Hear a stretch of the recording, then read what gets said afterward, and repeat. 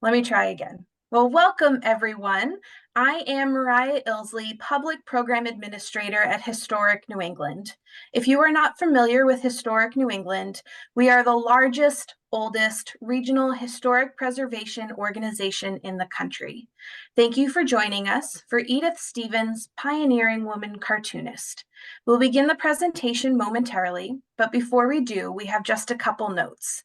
First, this program is being recorded, and the recording will be sent to everyone who registered within the next couple days. Second, there are live captions being generated, and you can access these by clicking on the captioning or live transcript button on your Zoom window. And finally, we will be taking questions after the presentation. To ask a question at any point during the presentation this evening, please use the Q&A button at the bottom of your Zoom screen. Now I'll turn it over to Ken Torino. Thank you, Ken. Thank you, Mariah. Well, I'm Ken Torino with Historic New England, Manager of Community Partnerships and Resource Development. And it is my great pleasure to introduce Robert Davison. Robert is Stevenson's nephew, and he is director, this is awful, is a creative director and design educator. His artistic abilities were cultivated by Stevens in his youth, which led to his career in the creative arts. Davison is creative director at Boston University's Office of Marketing and Communications, an award-winning internal creative agency. Davison serves on the Alumni Board of Directors at Massachusetts College of Art and Design, where he is also an assistant professor. I should say that Robert is also a very good friend of Historic New England, and he is a member of our Otis Society. And if you'd like to learn more about that, feel free to contact me. With that, we thought this would be a great program to really kick off Women's History Month. I've had the pleasure of hearing this before, and I can tell you that you're in for a revelation. Rob, I'm going to turn this over to you. Thank you so much, Ken, and thank you to everyone at Historic New England. I really appreciate all your interest and support in this topic. And I also wanted to thank my family, friends, and colleagues for their words of encouragement throughout this journey of reintroducing Edith's story. So it really means a lot to me. So I just wanted to say that right up front. So welcome, everyone. Tonight, we'll be looking at the life and work of Edith Winsby Stevens. So Edith was one of only a few women cartoonists working at a major daily newspaper in the 1920s and 30s. And of this small group, the majority worked on comics targeting a male audience. And Edith's comic was different. It was drawn by a woman for women, and this unusual distinction made her work really stand apart. Us Girls was the single panel comic that Edith launched in 1929. It was a lighthearted commentary on fashion trends, hairstyles, and social manners of the day. Her sketches held up the mirror to her readership with a sharp and comical delivery. Things clicked, and Us Girls was an instant hit, and Edith's influence and popularity continued to grow throughout the decades that Us Girls appeared. In this sketch here from 1929, Edith coins nicknames for the various hairstyles of the day, including the blimp, the walrus, and my favorite, the cyclone. The Boston Globe described Us Girls this way: her delightful drawings were devoted to feminine foibles, fashions, hairdos, bathing costumes, summer styles, fur coats, and party manners. She showed them up with the precision of a scientist and the warmth of a friend. And here in this sketch, we're looking at the various styles of the fur handbag. Edith lampooned a variety of topics, especially fashion trends, and had a knack for poking fun at things in a clever way. In this sketch from 1933, she's taking an inventory of some of the trends of the day, including, kind of starting at the top there, cafeteria and shooting gallery sleeves. Gotta love those shoulder pads. And then below that, we have skyscraper hats. And to the bottom right, glass flower brooches, which look like they came right from the Peabody Museum in Harvard. Sometimes her sketches made you pause and find yourself in the scene that she created. This one makes me think it would be a great New Yorker cover. Other sketches were biting or silly to hit home a point. In this sketch, focusing on the long cape trend, two women in the lower right ponder if they should be saluting the Caped Crusader strolling by. Sometimes her sketches speak for themselves, not needing much of a written commentary, like here, looking at the spectacle of stripes in all their glory. Regardless of her approach, things resonated, and Us Girls became a dearly shared point of reference for generations of female readers. And it had enormous staying power as it appeared 6 days a week for over 30 years, starting in the late 20s right through the early 60s. Edith's work became part of the local culture, often discussed in letters to the editor, featured in advertising of local retailers as seen here, or cut out and hung up in break rooms, bulletin boards, and office cubicles by her many fans. Edith became a household name in the greater Boston area and was often attached to various campaigns at the Boston Post and helped promote various community and cultural events. The Boston Post christened Edith as America's top women cartoonist in this billboard from 1953. But who was Edith Stevens, and how did she get to this place of such success and acclaim? So let's pull back the curtain and find out. I can tell you it was not an easy or an expected journey. Edith's story starts off with a tragedy when she was very young. Here is Edith at 1.5 years old with her father, Beaumont Stevens. Her family was originally from Nova Scotia, and they decided to move to the United States to start a new life. They lived in Fitchburg, Massachusetts briefly, where Edith was born in 1899, before heading to Staten Island, New York, a few years later in 1901. Unfortunately, 6 months after this photograph was taken, Beaumont was killed. Just a week after arriving in Staten Island, her father drowned in the New York City harbor after a horrific ferry boat accident. The crash was front page news across the country. Reports describe a chaotic scene on board of the boat, packed with people because it was during rush hour, with numerous passengers jumping overboard. At the time of the collision, it was reported that Beaumont was in the men's cabin talking with a friend. His friend was able to get to a tugboat safely and last saw Beaumont racing up the stairs to the upper deck. At first, officials thought there were no victims. They were wrong. About a week later, Beaumont's body was recovered floating in the bay near Jersey City. And here are a few excerpts from articles covering that. And he was the last of the 5 victims to be found.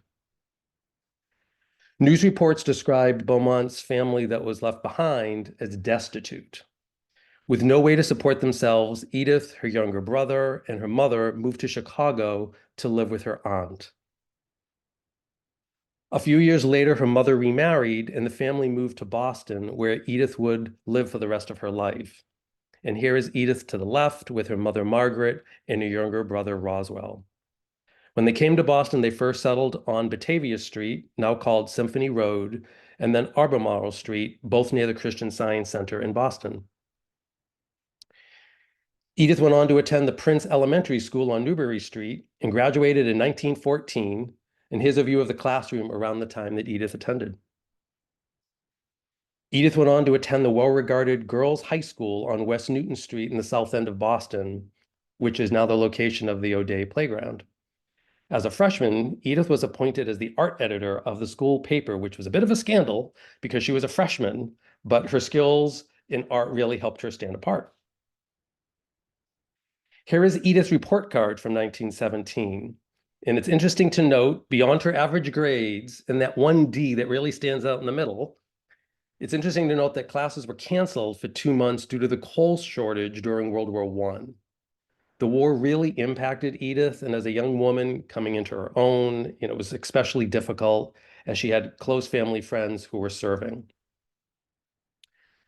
To help make sense of things, Edith created a scrapbook which outlined the details of the war. Here she mapped out different countries, leaders, and milestones, and documented the progression of the war. Edith's interest in art became clear when flipping through these pages, as she included numerous sketches, notes, and her own creative embellishments. The journeys of her family friends who were serving are documented as part of these scrapbooks. Photos and various mailing addresses are included, but unfortunately, they were also accompanied by articles covering their deaths, as seen on these pages.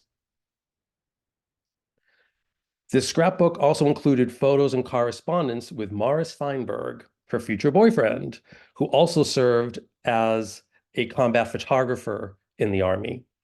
And here are pictures of Morris in Germany during the war. More on him later. Edith had a passion for art and she loved to sketch. And in her late teens and 20s, she created many sketches and documented these along with other visual inspiration in numerous scrapbooks. In her topic of choice, the female form, and examining all the flapper stylings of the time. She used gouache to create some of her studies, as well as watercolor and sometimes even clay. In these whimsical drawings from the 1920s, Edith uses pillow feathers and candy wrappers to bring her different characters to life. And these studies were helpful preparation for what was to come for Edith. Her dream was to go to art school, but unfortunately it wasn't in the cards. Her stepfather had a drinking problem, and soon after bringing the family to Boston, left the family, providing them with no support. So instead of pursuing her passion for art, she needed to find a job to support her family. So after high school, she found work at Factory Mutual Insurance Company as a clerk in the inspections department. But she was determined to expand her horizons beyond a desk job, so she studied lettering in their new time classes and asked her coworkers to teach her mechanical drawings, which she practiced at night and on weekends. And her hard work paid off. She was eventually transferred to the plan division, creating drawings such as this example, where she worked as the only drafts girl and this would become a pattern in Edith's life where she worked in roles predominantly, if not exclusively, held by men. But Edith still wanted to find ways to grow her artistic skills, so she enrolled in the remote learning option of her day, art lessons through the mail. She sent in her completed drawings and coursework and received detailed critiques from the faculty. Her mail order art education acceptance letter states, "The complete facilities of the school are yours for the asking, and I want you to realize that only by your heartiest intelligent cooperation can our best work be done for you." Hear, hear. She ultimately received a certificate from this program, not exactly what she envisioned for art school, but it moved her a step closer. In 1932, when asked about her art training, Edith said, "When I was younger, none of my drawing teachers encouraged me to go to art school. In fact, my lettering papers used to be hung up on bulletin boards as horrible examples. I tried going to evening classes at the Massachusetts Art School, but was sensitive to the wise-cracking criticisms of the teacher, so I didn't continue." So Edith was at a bit of a crossroads. She had worked at Factory Mutual Insurance for over 10 years now, and she loved art, but she was trying to find her path forward. But how? Well, enter destiny with a touch of serendipity. In 1928, the Boston Post, the main daily newspaper in Boston at the time, was having a cartoon contest called Remember When. There was a $50 prize, which would be almost $900 today, so not a small sum. Coincidentally, she had created a cartoon earlier for the staff newspaper at Factory Mutual, also called Remember When. She saw this as a sign. So she sent her drawing in as is. So she eagerly heard back from the Post, but she didn't win. But she did receive a letter asking her to come see the managing editor. Edith thought he just wanted to give her drawing back. She was wrong. He wanted to learn more about this artist, and the meeting with the editor went smashingly, so much so that he offered her a job on the spot as a staff cartoonist. She was floored. A new door opened up, and she was ready to start her new adventure. And this is the sketch that put things in motion for Edith. Here, where she touches on different fashion trends, reminiscing about the past, focusing on social issues, many of the ingredients that come to life in Us Girls. And what a great adventure she had at the Post. She was literally plucked from obscurity into an exciting new job and finally had a chance to do something she really loved. She wrote that she was scared stiff early on and felt like an imposter, but she pushed through it. Edith worked in the art department at the Post and was the only woman among the sea of men. Here is Edith to the far right with a few of her co-workers. She found her community at the Post, which she often called a big family. Edith's sharp wit and great sense of humor made her super popular with her coworkers. Things were really clicking and her world was opening up. When looking back at the year 1932, 3 years after being at the Post, she wrote, "Set out a year ago to diet, drive an automobile, and learn to play bridge. Lost 60 pounds, fair driver, but quit bridge." Edith built an especially close bond with the staff photographers at the Post who loved her upbeat personality. They found their muse in Edith. Numerous photos captured of Edith being silly and having fun exist as part of her archives, especially being photographed on the roof of the Post, which seemed to be where all the action was at. It probably had really good light up there, and nobody could see what they were up to. Through her friends, she was introduced to freelance photographers who used Edith as a model in their promotional material and personal work, as seen here. She was having a blast. In the Boston Post article on Edith from the 1940s, she was described this way. "Edith Stevens sits at what looks to me like a kitchen table. She has a drawing board, which she props up under a light with a tin shade. She fastens a sheet of cardboard under the thing with a few thumbtacks, hunts around for a pencil, and at the same time telling a yarn about some movie actor passed on to her during his latest trip to Boston, scratches away with a pencil, and then uncorks the ink. Sometimes the cartoon takes only a few minutes, sometimes it takes hours. But as far as I know, Us Girl has never missed an edition.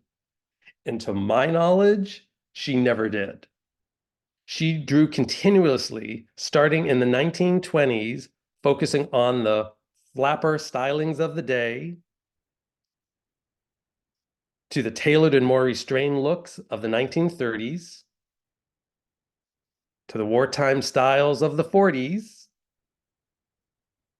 to the mid-century modern styles of the 1950s, and to the more expressive and bohemian styles of the 1960s. An article focusing on Edith's process offered this description. "The method in which it is put together is no different on a Tuesday than it was on a Monday.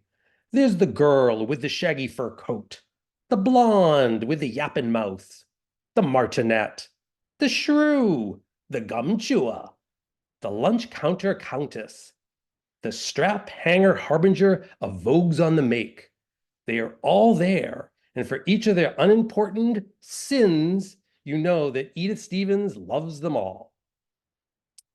And as Us Girls appeared 6 days a week for over 30 years, she had a staggering 10,000 plus cartoons published, which is pretty high when compared to other comics of her day drawn by a single artist, such as Crazy Cat, which only had 3,000 comics published over a 30-year period.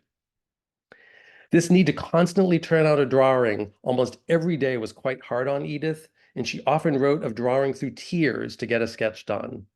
But she persevered. The name Us Girls came from a conversation Edith overheard between two women in a store. The two were joking and being silly when one turned to the other and said, "Oh, us girls." Edith looked for ideas for her cartoons pretty much anywhere she went. She was quoted as saying, "I get my materials from keeping my ear to the ground.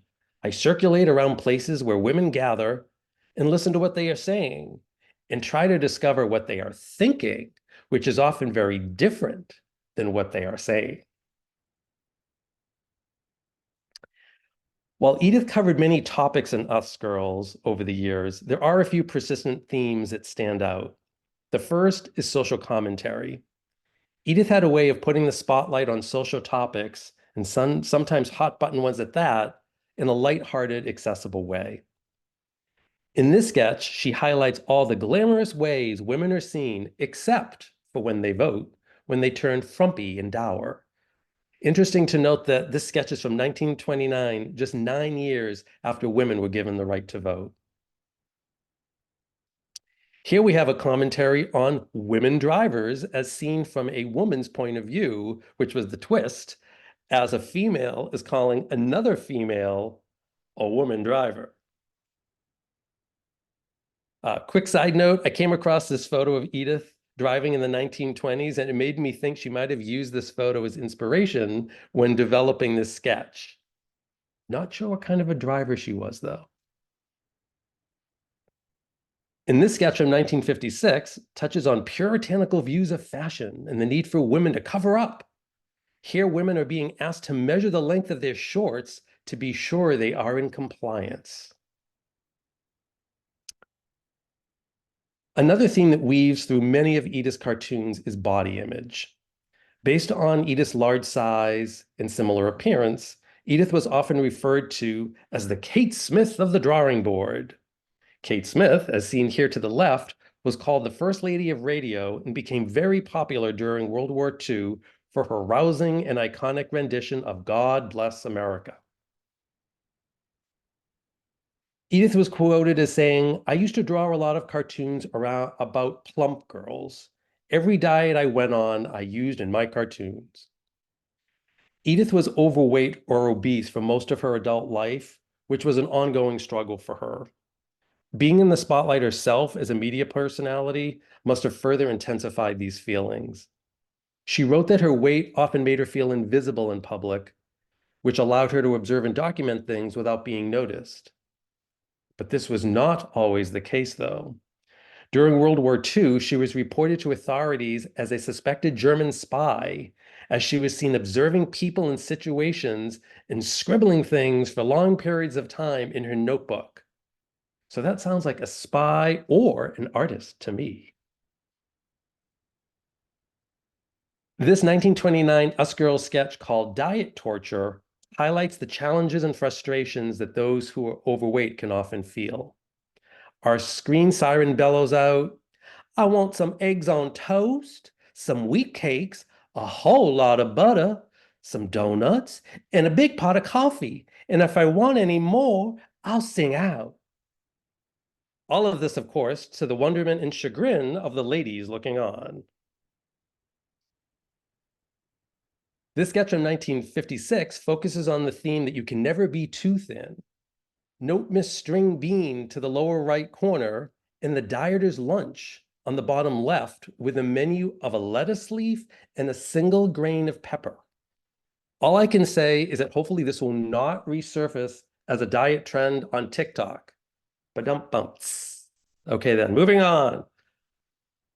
Another dominant theme that Edith covered in Us Girls was commenting on fashion trends and sometimes actually creating them. In this sketch from 1939, Edith muses about the idea of a wraparound skirt to be worn at outside events, such as a football game, which could then be removed to reveal another skirt underneath for a more formal event. This frugal idea could help protect a woman's finery. The day after this sketch appeared, local retailers were inundated with calls for the skirt. In response, William Filene & Sons rushed to put the skirt into production. And here is the ad introducing the Us Girls skirt, which featured Edith's sketch and thanking her for this great idea. The day that this ad ran, Filene's completely sold out. This pattern would repeat after future ads ran as well. The Us Girls topper skirt became a sensation. The Boston Post had a circulation of over 1 million copies at this time, making it the largest paper in Boston, so it had a very broad reach. And Edith had a devoted following, and they were engaged and watching. I also wanted to note that while the $5.95 price tag sounds so very affordable, back in 1939, that would be around $135. So more of an investment piece. Think more Ann Taylor than Zara or H&M. And the sensation grew. Other retailers in Providence, Washington, Buffalo, Cleveland, and New York City jumped on the Us Girl skirt bandwagon, including the high-end stores Abraham and Straus and Bloomingdale's. Clearly, this idea resonated, and the success of the topper skirt continued. If only Edith received a cut of the profits. Sometimes the trends she commented on didn't need any words to tell the story, like this sketch from 1956. I totally feel for that woman in the very middle. Edith would often read about a trend and then draw what she thought it would look like, as with this example that talks about a coat that looks like the same on either side. Are you coming? Are you going? It's hard to tell. Another key theme in Edith's work was looking to the past and to the future for trends and styles. Here, Edith is focusing on mother-daughter fashion trends and how styles progressed throughout the 1920s, from ruffles to showing a little leg to in between. Edith had an uncanny way of envisioning the future of fashion. In this sketch from 1929, Edith is musing about what fashion will look like in 100 years. In one vignette, she describes a simple dinner dress made of cloth where dribbles can easily be erased. Okay, so how'd she do? Well, it took until the 1940s for polyester to come along. The 1970s brought us performance fabrics, and the 1990s brought us easy-to-clean microfibers that continue to be super popular today. Not bad. In another vignette, she describes decals decorating a woman's body instead of jewelry. Scandal. At the time of this drawing, body art or tattoos in the US were primarily for soldiers, men who wanted to remember home when they went to war. Tattoos became more popular in underground circles for women in the 50s, but it wasn't until the 70s that they became more an accepted form of self-expression. And nowadays, it seems like everybody has a tattoo. So while we have 5 more years until the 100-year mark that Edith was projecting out to, I feel she had her finger on the pulse of what was to come.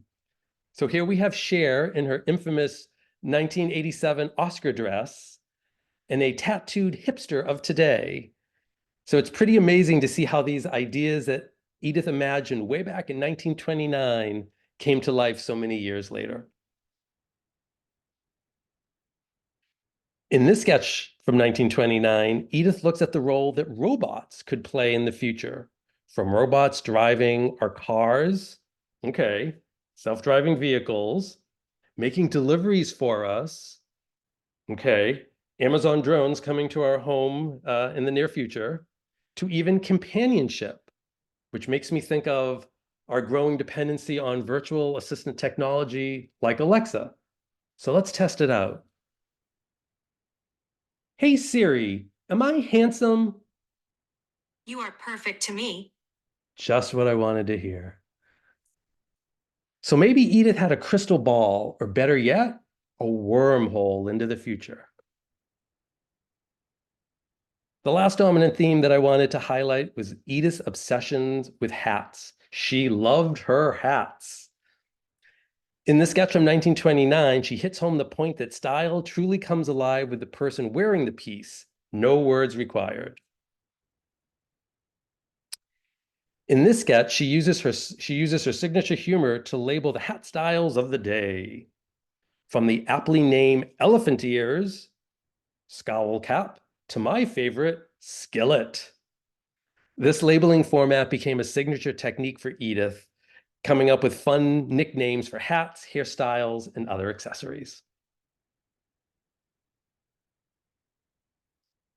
Oops. Jumping ahead to 1956, here we see women of the day making fun of hat styles that were of styles from years gone by, but as always the case with fashion, wait long enough and the pendulum swings back and those same styles are tweaked and become the rage all again. So now moving ahead to the 1960s, here is Edith's take on the flying saucer hat, playing into UFO mania of the day. As Edith spent so much time poking fun of fashion, in 1938, she was asked for her top recommendations of what a woman should avoid. Okay, so here we go. Number 1, extreme hats. Number 2, too short skirts. Number 3, veils and chin straps. And she's quoted as saying here, only 1 in 1,000 can carry them off. I could have told you that. Number 4, frizzy hair permanents. Okay. Number 5, too red nail polish. Number 6, badly tweezed eyebrows. And number 7, wait for it, ties for women. So I'm not a fashionista, but I think it's fair to say that almost 90 years after Edith created this list, they still hold up. So now shifting gears into the world of commerce, as Us Girls was an influential shared point of reference for the female shoppers of the day, local retailers looked to leverage that power and promote the trends that Edith highlighted. So advertisements featuring Us Girls didn't take much time to appear. They started in 1929, only a few months after she debuted Us Girls.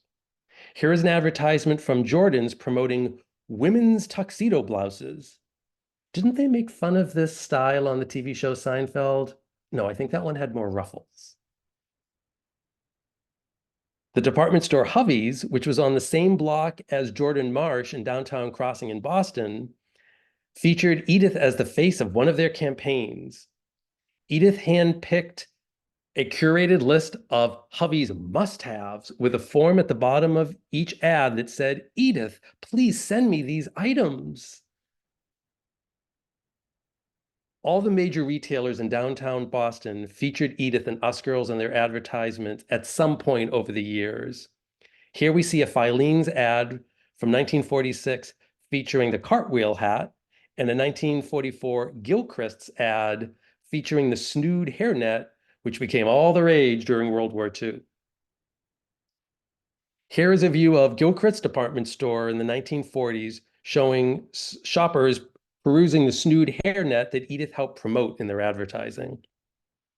It's important to note that Edith's work spoke to the everyday woman and the mainstream fashion trends that were within reach for them. This post article described Edith's readership this way. I see 101 different kitchen and breakfast tables, empty coffee cups shoved back, and probably a washing machine patiently waiting for a reluctant Commodore. That dilly-dallying damsel of the soapsuds, who at the moment peruses an Edith Stevens report on the angle in which a women's hats in Boston are perched for the day. Boston retailers also incorporated Us Girls into their window displays. These promotions became a bit of a loop. The trends she commented on became promotions for the stores, which further cemented these trends. Here we see a window from Gilchrist's department store featuring the Crusader helmet hat, along with the Us Girls sketch that pokes fun of this style. Here is another window from Gilchrist from the early 40s promoting the Bobby Sock Brigade, along with Edith's sketch highlighting the trend. The sign asked the consumer to wear ankle socks around the house to conserve precious rayons and nylons. Clearly, war rationing took on many different forms. Through Us Girls, Edith created a way for women to see themselves and to have a shared experience. Letters to the Editor was the social media of the day and was a way for women to share their thoughts and impressions and build community. Here you can see a small sampling of Letters to the Editor that feature Edith and Us Girls. You might be interested to know that Us Girls is appearing on the bulletin boards all over our building. Thousands of John Hancock girls are happy to see us girls every day. And here's another. After reading the puzzling, controversial arguments about this and that daily, how refreshing to turn the page and to find Edith Stevens' feminine types. And does she know them? Every woman may find herself pictured there in some guise or another. We see them daily everywhere. Bravo and huzzas for Edith. She furnishes a good laugh for the day with a hearty laugh. And lastly, today's bit of well-deserved praise goes to us girls. Don't you just love them? How I burst forth with gurgles and chuckles at their ludicrous, slightly exaggerated fads and foibles, especially when those fads and foibles strike home. Edith Stevens must be a wonder, keen as they make 'em. May her pen never dry. Inspired by this shared experience that Us Girls provided, a variety of Us Girls clubs started forming across the Metro Boston area as a way for women to connect and build a sense of community. Sometimes it would simply be to share a meal together or play bridge. Other times it would be to celebrate a holiday. And from what I can tell, men were not invited.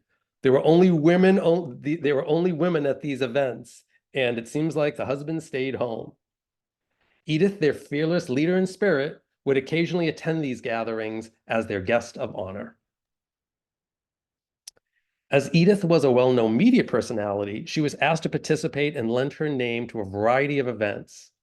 In 1934, she was asked to be a judge, along with Mary Curley, Governor Curley's daughter, at the 1934 Cavalry Show held at the Commonwealth Armory, which was the highlight of the social season. She also helped drive publicity efforts. Here she is pictured with the first cats to travel by air across country by plane.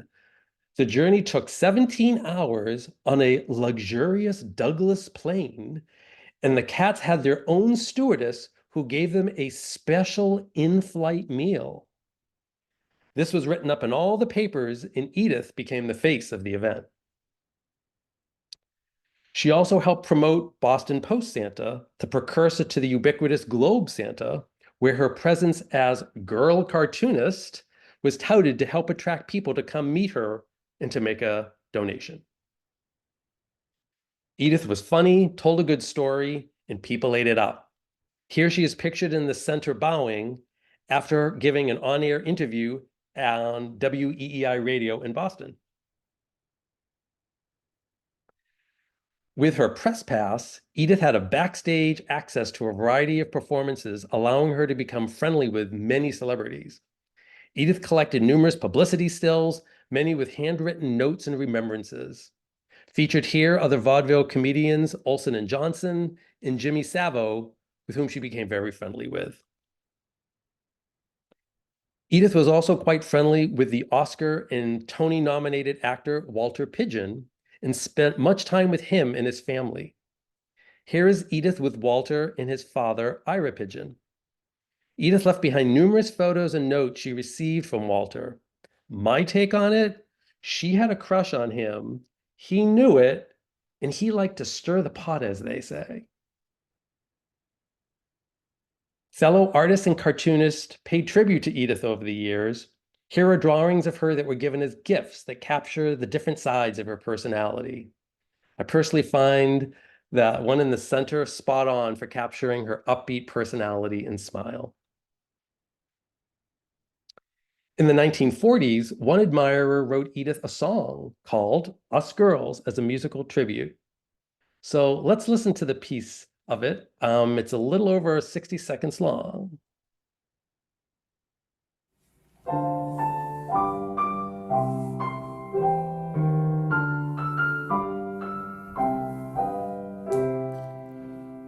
When you read the Post each day, you must laugh at the funny way Edith Stevens draws her characters. This cartoon gives so much fun to girls of 8 or 81. Listen while we sing this song for you. Us girls, strolling the avenue. Us girls, we hope you like them too. Every day they're sketched in the post for you.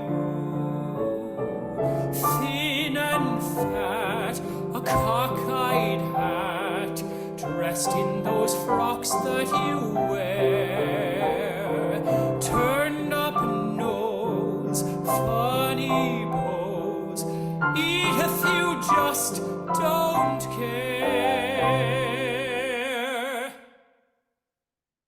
So pretty special, I have to say. A big thank you to Chris Regobolis for coordinating the piano recording and to Ethan Tupai for his wonderful vocals. The lyrics on this piece are pretty clever, and what we heard there was only one of the verses. I'm still looking into the background on this composer, but clearly he got Edith and her lighthearted point of view. As we saw earlier, Edith was called America's top woman cartoonist by the Boston Post in this billboard that was featured in MBTA stations in the 1950s. She was at the top of her game. Here in this 1950s breakdown of Boston Post staff members, Edith is highlighted along with other familiar names such as Elliot Norton, longtime Boston theater critic, whom she was very friendly with. But not everything was rosy at the Post. After dealing with fierce competition from Hearst-run publications in Boston and New York, the Boston Post abruptly closed in 1956 with no notice. Suddenly, Edith was out of a job, and Us Girls was put on pause. Things were at a standstill for Edith. But not for long. Less than a year later, the Boston Globe hired Edith, and her return on July 15th, 1957, was heralded in the rarefied space above the masthead. Imagine that. Edith was back and going strong.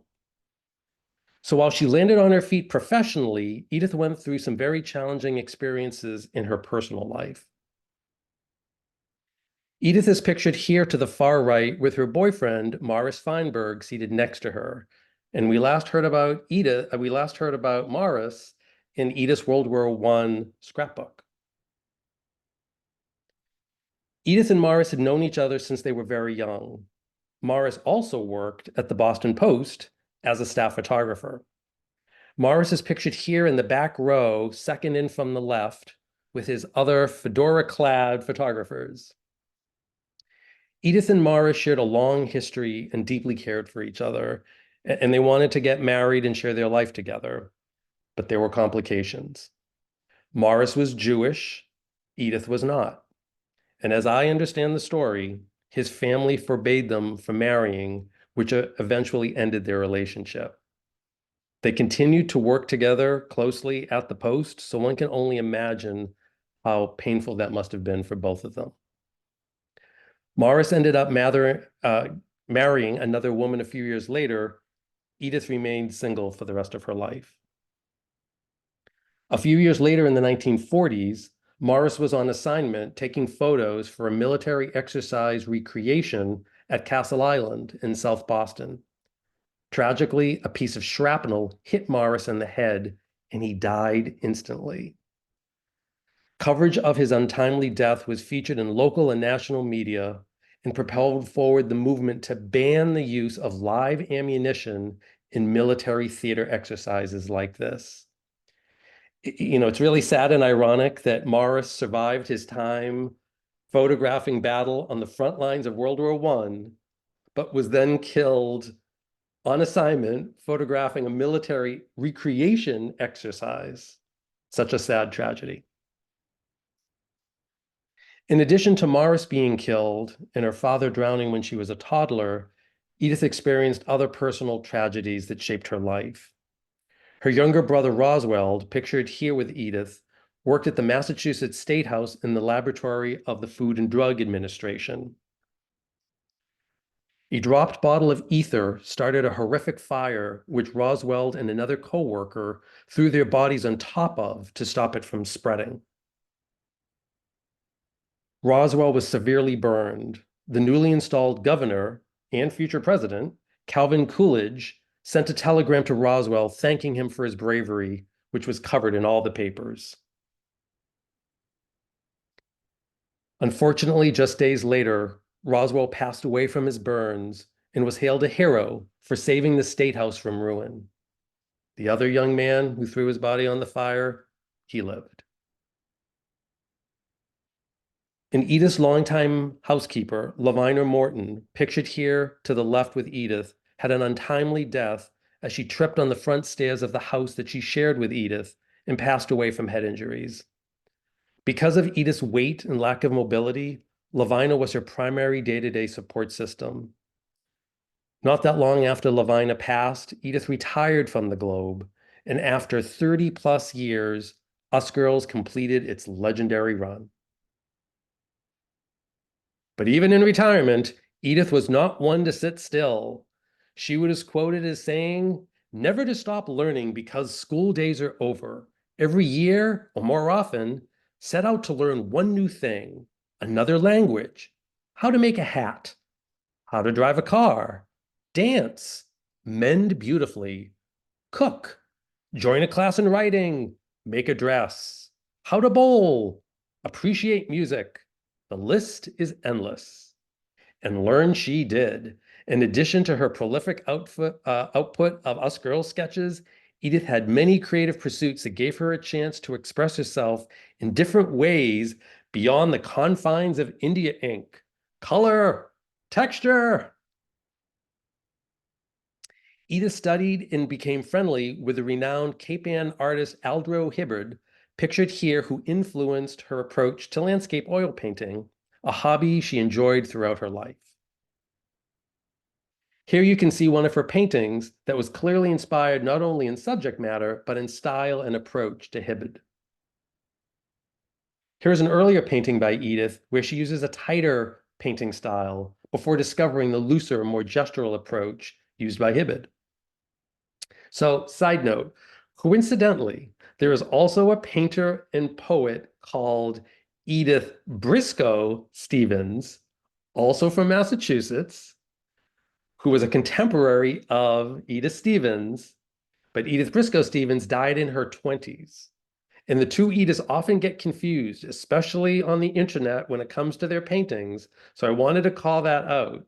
Edith Briscoe Stevens, different person. So now back to our Edith. Edith primarily focused on capturing quintessential New England landscapes, and it's interesting to examine her process sketches and to see how they informed her final product. And what is more quintessential New England than motif number 1 in Rockport? It was a favorite of Edith's that she sketched and painted numerous times. Now, shifting mediums, Edith was part of a collective of women who made jewelry together throughout the 40s and 50s. They often traded their creations among members of their group and shared tips and techniques with each other. Here's a variety of pieces, including an intricate beaded necklace that was one of her favorite designs. And these creations gave her an opportunity to express her eye for fashion and style in new and different ways. She often worked with sterling silver and gemstones and gave her creations as gifts to family and friends, including the cufflinks and tie clasps, as you see here. And what's great about her archives is that numerous design sketches and notations of her creation still exist. You can see the clay brooch on the lower left and her sketches for that piece. She also lists books that influenced her, including How to Make Modern Jewelry, published by the Museum of Modern Art in 1949.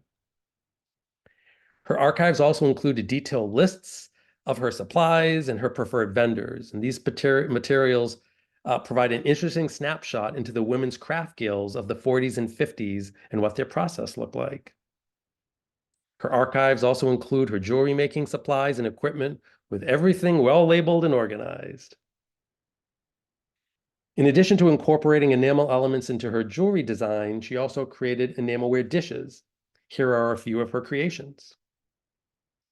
She also worked in metals, creating small silver pieces like this serving spoon. And like her jewelry, her archives also include her metal smithing equipment and supplies. Everything is well organized. Many tools are painted with her signature blue strip to avoid them from getting confused with the equipment of the other women she would get together and work with.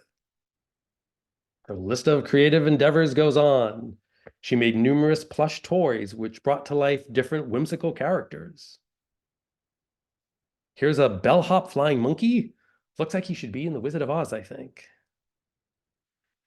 Edith enjoyed sewing and made various embroidered pieces and runners and purses, which were all expertly executed. And finally, her hats. During the Great Depression, Edith designed and sewed her own hats, which are seen here on her hand-painted hat form. Edith also enjoyed collecting designer hats over the decades, which exist today as part of her archives. And as we have seen, hats were an endless pool of inspiration for Edith.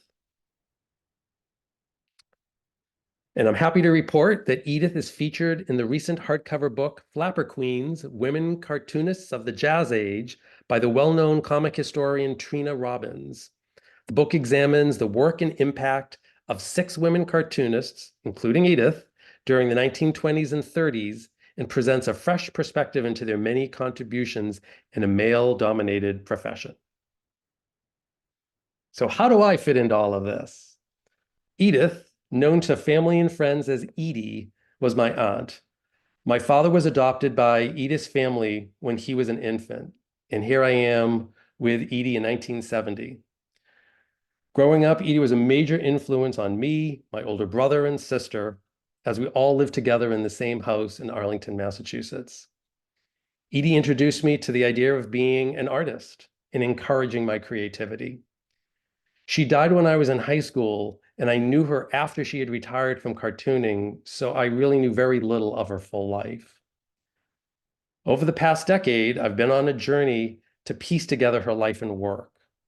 Much of this, if not all of this, would have been lost if it wasn't for the foresight of my mother, Miriam Davison, who saved and kept Edie's archives intact after she passed 42 years ago in 1982.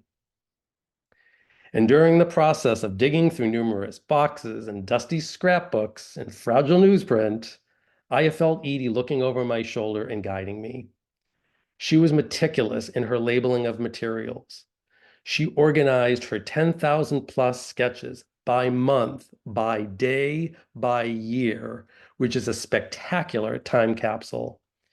And she left behind bios outlining pieces of her life story. It almost felt like she was waiting for someone to rediscover all this and tell her story. And so it is. I am now eager to share her story and showcase what a trailblazing woman she was. So as we gather today to mark Women's History Month, let's raise a glass to Edith and celebrate all of her remarkable achievements and pioneering spirit. Edith is a story of tragedy, triumph, and most of all, perseverance. It's also a story of bringing people together with a chuckle and a knowing smile. Thank you.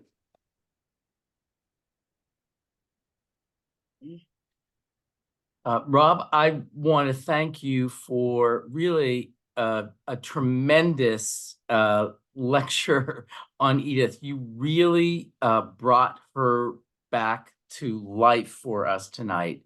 I'm raising a glass to her at home here. Love it. Because I've heard this talk once before, and I just find her just amazing, interesting, multi-talented. And how fortunate of your mother and your family to have saved this material.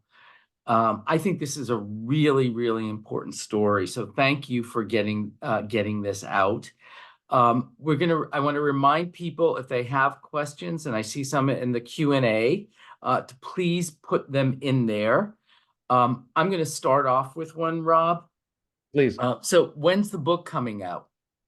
Hey, I have to figure that out. I'd love to find a way of continuing this journey. I think tonight's talk is an important step in that journey. So I love the idea of a book, and other people have mentioned that to me too. So to be continued. Well, related to that is a question to talk a little bit more about your research. How much of the archive was actually passed down that you mentioned, but how much did you have to dig for? Sure. I'd say it's a mixture. I think I'd say the majority of her work, came from the materials that my mom had saved. So I was able to kind of piece things together, but they were all broken down into different boxes. And, some things were very well organized, other things were a little more casual in their organization.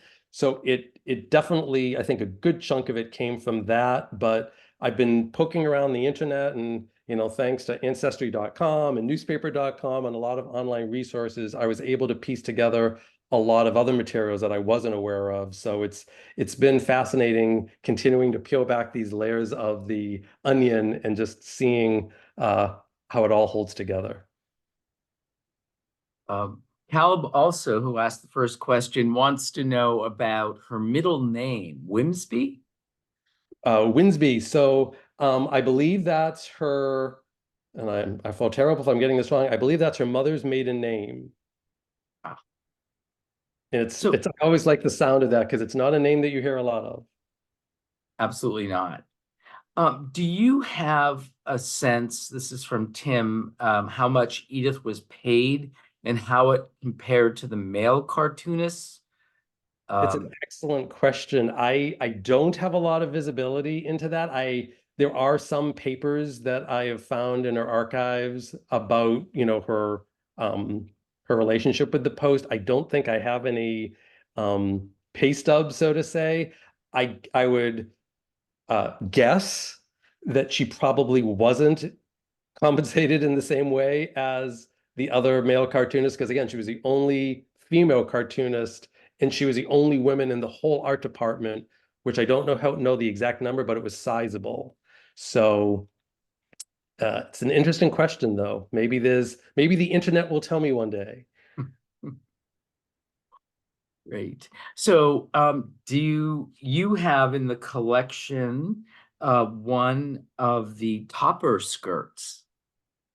I wish. I have thought about that, and I have not found one yet. Doesn't mean it's not in my mom's attic. That's the treasure trove.